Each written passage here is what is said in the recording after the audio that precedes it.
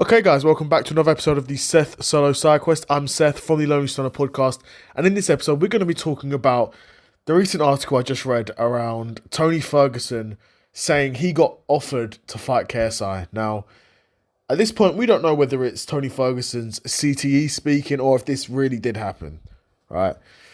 But if this fight was offered to Tony Ferguson, it's very on brand for both guys, in my opinion. I mean, more on brand for KSI, obviously, than Tony Ferguson. Tony Ferguson is, a former, I would say he's a UFC legend. The run he went on was a run that majority of UFC fighters will never go on. Obviously, he didn't end up getting to fight Khabib and getting to fight for the world title. But, Tony Ferguson is a legend of the sport, a legend of the UFC lightweight division as well. Up there with, all-time guys at lightweight in the UFC. Up there with them. That being said, Tony Ferguson is now a million miles past his prime and has got so many miles on that clock.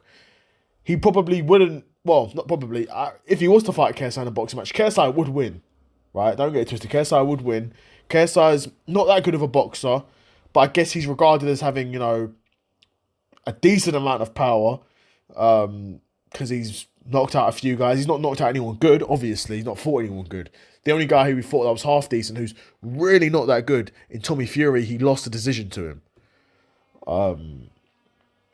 But whether you say KSI should have won that fight or lost the fight, regardless, it was a close competitive fight. And if you're going, a close competitive fight with a guy like Tommy Fury, then we know your level's not that high. Do you know what I mean? Respectfully, we know your level's not that high. That being said, KSI would walk into a Tony Ferguson fight with a ton of confidence. A ton of confidence. Because you're fighting a guy who's been fighting in the UFC against guys that on paper probably are a touch smaller than you, and he's been getting his ass handed to them. I believe KSI boxes at 175 pounds. So I imagine this fight would be at 175. And so Tony Ferguson's not huge. He's a decent sized 155er for sure. Decent size, but not huge by any means. And you put him against a natural 175er, like KSI, who's somewhat regarded as having some power. It spells disaster for Tony Ferguson. I'll leave it at that. But it's really a sad state of affairs at the fact that Tony Ferguson's even in conversations with guys like KSI. But this is where we are. When you stick around for too long and you take the amount of damage and the stoppages that he's fallen victim to, he shouldn't have even been really considering fighting again. Obviously, I know he was signed with GFL and he had a contract there, but it looks like GFL's gone belly up now. Looks like they're another MMA promotion that's been absolutely cooked. So I don't think Tony Ferguson's going to be fighting in GFL. But what I wanted to see, and I said this to Evan, I'm not sure if I said it on a podcast or if I said it to him off camera, like in person. The GFL should do Jose Aldo v Tony Ferguson at 155. Imagine if that was like GFL 1. If that was like the first GFL event, Jose Aldo v Tony Ferguson for like a GFL lightweight title or something. I don't know. Not even for a title. Don't worry about titles. Can worry about titles down the line. It's crazy.